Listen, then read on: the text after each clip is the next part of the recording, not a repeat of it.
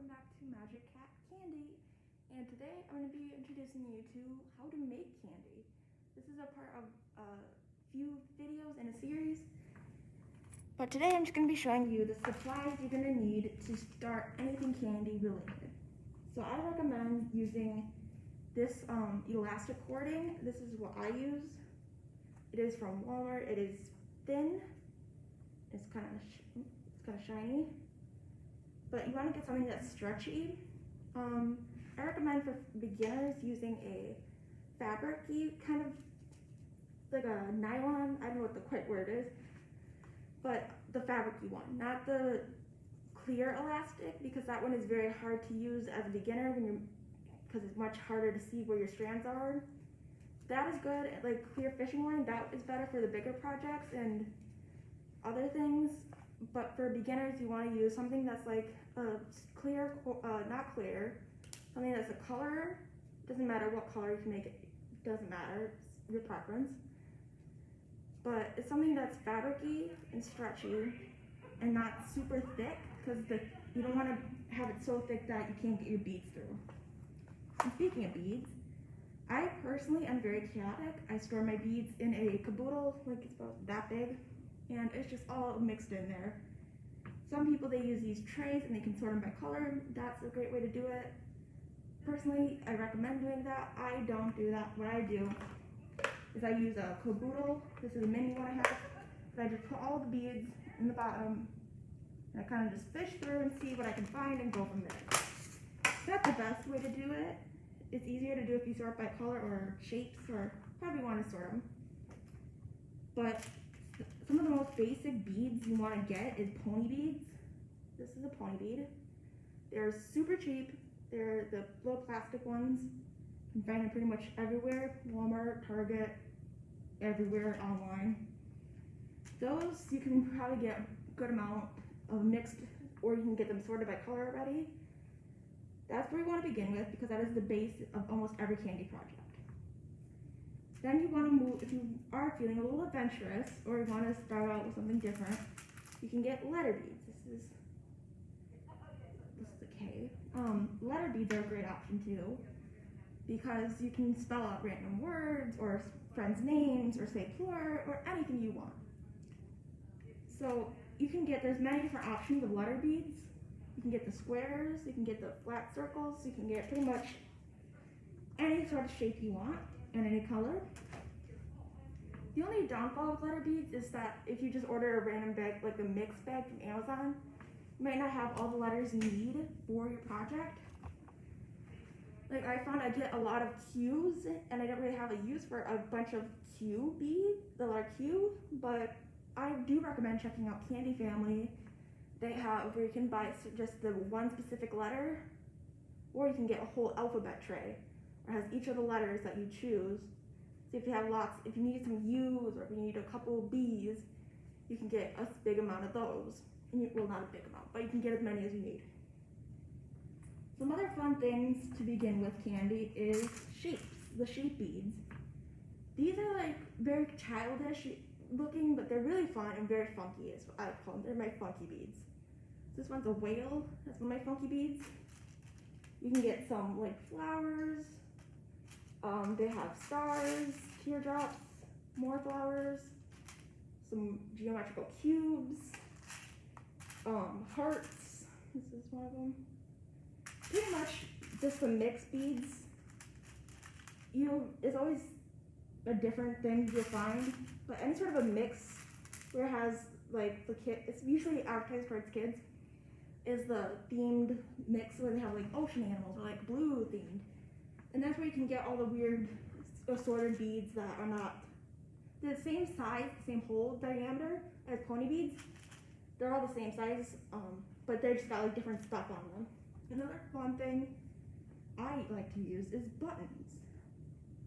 I have a bunch of plastic buttons because they're much easier to use, and they're pretty colorful. You can get them in lots of different colors.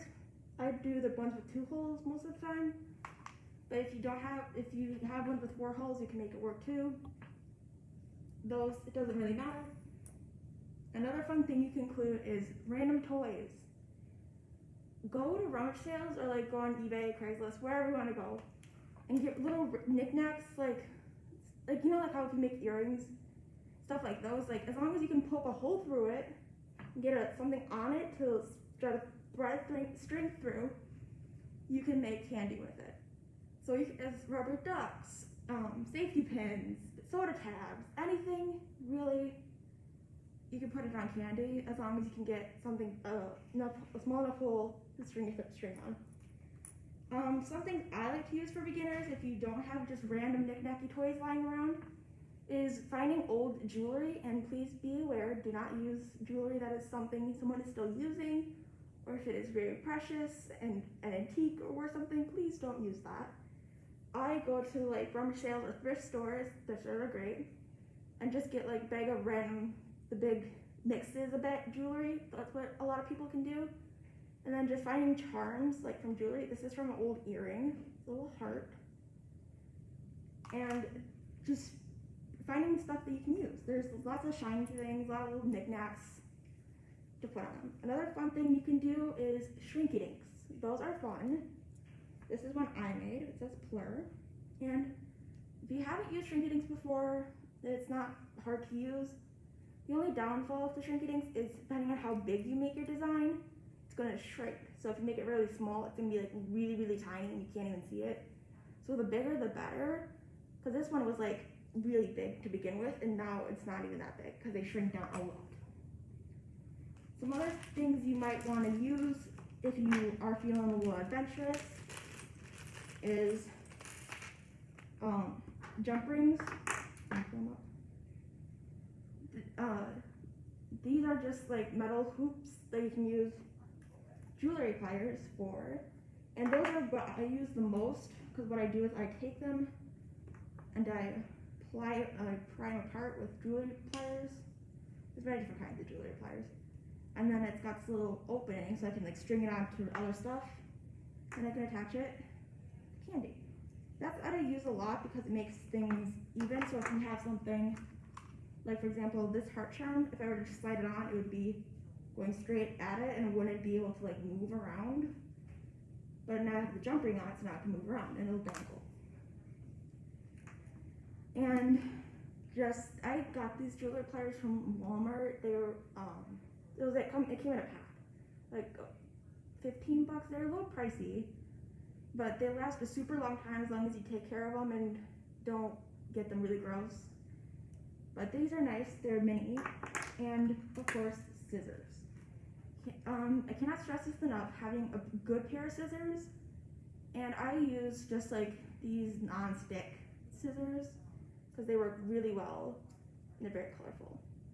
But you want to make sure you want to have scissors that are sharp enough that they'll be able to cut the string smoothly and not have the fraying ends, because a lot of times if you get when you get this kind of cord, a lot of the times it'll have this like fray.